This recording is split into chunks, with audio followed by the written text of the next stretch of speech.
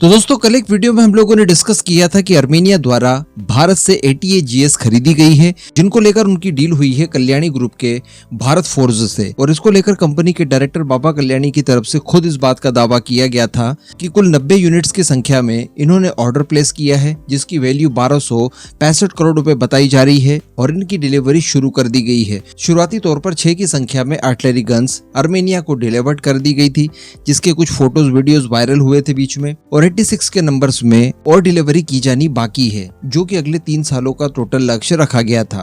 अब दोस्तों ATAGS की बात की जाए तो ये अपनी कैटेगरी की दुनिया की सर्वश्रेष्ठ गन मानी जाती है। काफी लॉन्ग रेंज में ये आपको कवरेज प्रदान करती है, किसी भी मौसम में किसी भी भौगोलिक कंडीशन का ये सामना करती है और लगभग सभी तरह के इसके ट्रायल्स हो चुके हैं। हाई एल्टीट्यूड से लेकर मैदानी इलाके हो, रेगिस्तान हो, दलदल हो, लगभग सभी जगह इसने अपने सफलतम ट्रायल्स दिए हैं। लेकिन कल भी हम लोगों ने डिस्कस किया था कि देखिए भारतीय थल सेना से आगे निकल गया है आर्मेनिया, यानी भारत की स्वदेशी आर्टिलरी गन, जो कि काफी महत्वपूर्ण प्रोजेक्ट है हमारे लिए। उसे अभी तक भारतीय थल सेना द्वारा ऑर्डर नहीं दिया गया है, जबकि एक विदेशी कस्टमर ऑलरेडी इसे खरीद चुका है। इसके लिए मैं आपको बता दूं कि आर्मेनिया की एक टीम आई थी भारत, और इन्होंने राजस्थान के पोखरण फायरिंग रेंज में इसके प्रॉपर टेस्ट वगैरह किए, सारे टेस्ट वगैरह को समझा। जब उनकी सारी रिक्वायरमेंट फुलफिल हो गई, उसके बाद जाकर इन्होंने ऑर्डर दिया था, और ये आर्मेनियन कंडीशंस के हिसाब से काफी अच्छी गन बताई जा रही है। लेकिन भारत की सेना की बात की जाए तो अभी तक इसको लेकर कोई भी प्रॉपर ऑर्डर नहीं दिया गया है। हालांकि ये प्रक्रिया जो ऑर्डर देने की थी, ये कुछ समय पहले हो जानी चाहिए थी, लेकिन बीच में एक प्रॉब्लम आ गई। जब इसके शुरुआती ट्रायल्स वगैरह चल रहे थे, साल 2020 की बात है, उस समय दुर्भाग्य से इसका बैरल ब्लास्ट हो गया था, और उसके बाद इसके ऊपर कई सारे प्रश्न चिन्ह खड़े हो गए। वैसे इसकी टेक्नोलॉजी काफी एडवांस है और बिल्कुल एडवांस वॉरफेयर के हिसाब से इसे बनाया गया है, लेकिन बैरल ब्लास्ट होना ये काफी दुर्भाग्य वाली बात थी। फिर बाद में जब इन्वेस्टिगेशन किया गया और इसकी प्रॉब्लम्स को समझने की कोशिश की गई, तो पता चला कि आर्टिलरी गन में कोई प्रॉब्लम नहीं है, बल्कि जो इसका शेल फायर किया गया था उसमें किसी तरह की प्रॉब्लम आई थी।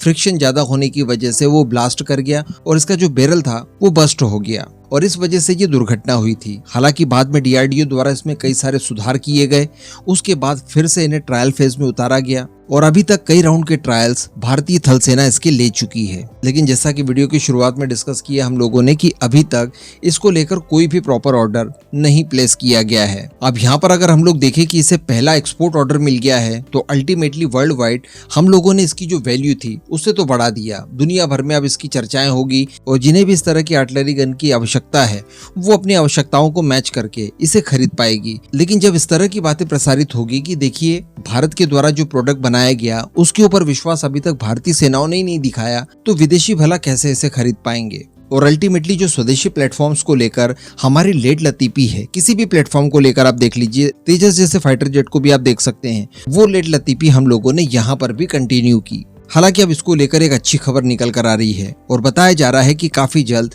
इसको लेकर ऑर्डर प्लेस किया जाएगा, और ये ऑर्डर काफी ज्यादा बड़ा होगा। बताया जा रहा है कि $1 बिलियन की वैल्यू जितना ये ऑर्डर दिया जा सकता है, जिसके तहत 307 के नंबर्स में एडवांस टोट आर्टिलरी गन सिस्टम यानी ATAGS एक्वायर किए जाएंगे। मैं आपको बता दूं कि इसी साल की शुरुआत में मेक इन इंडिया को प्रोत्साहन देने के लिए हमारी गवर्नमेंट ने इस क्षेत्र में एक सकारात्मक पहल की, और इसी के तहत स्वदेशी आर्टिलरी खरीदने के लिए हमारी सेनाओं को कन्विंस किया गया, जो कि चाइना और पाकिस्तान दोनों ही सीमाओं पर भारत की सुरक्षा करने में सक्षम हो। तो अब बताया जा रहा है कि इस प्रस्ताव को जल्द ही मंजूरी दे दी जाएगी, जिसके तहत $1 बिलियन अलॉट किए जाएंगे भारतीय फोर्सेस के लिए। इसके लिए बताया जा रहा है कि प्रस्ताव को अब DSC के पास भेजा जाएगा, जिसकी अध्यक्षता हमारे रक्षा मंत्री राजनाथ सिंह करते हैं, और वहां से प्रस्ताव पास हो जाने के बाद फाइनल ऑर्डर प्लेस कर दिया जाएगा। और इस ऑर्डर को लेकर भी पुष्टि खुद बाबा कल्याणी की तरफ से की गई है। अब मैं आपको बता दूं कि DRDO के साथ 2 प्राइवेट कंपनियां मिलकर इस आर्टिलरी गन को बनाती है, जिसमें एक तो भारत फोर्ज है जो कि कल्याणी ग्रुप की ही कंपनी है, और दूसरा है टाटा एडवांस सिस्टम लिमिटेड। तो बताया जा रहा है कि जो ऑर्डर दिया जाएगा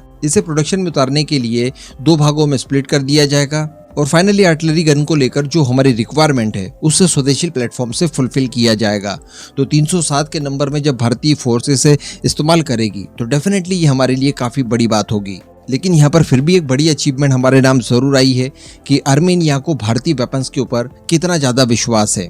वो वेपन सिस्टम जो कि भारतीय फोर्स द्वारा भी अभी तक ऑर्डर प्लेस नहीं किया गया है, पास्ट में एक एक्सीडेंट हो गया था, उन सब चीजों को कंसीडर करने के बावजूद उन्होंने बड़े नंबर्स में इन्हें एक्वायर किया। अगर भारत जैसा विशालकाय देश 307 के नंबर्स में इन्हें एक्वायर कर रहा है, तो आर्मेनिया जैसा छोटा सा देश अगर 90 की संख्या में इन्हें एक्वायर करता है, तो रेशियो फिर भी हम काउंट करें तो आर्मेनिया के पक्ष में ही जाता है। अल्टीमेटली आर्मेनिया ATAGS का भारत से बड़ा यूजर होगा। आफ्टर ऑल उसकी सीमाएं छोटी है, उसके दुश्मन छोटे हैं, उसका बजट कम है, देश छोटा है, इसके बावजूद 90 की संख्या में उन्होंने इसे एक्वायर किया।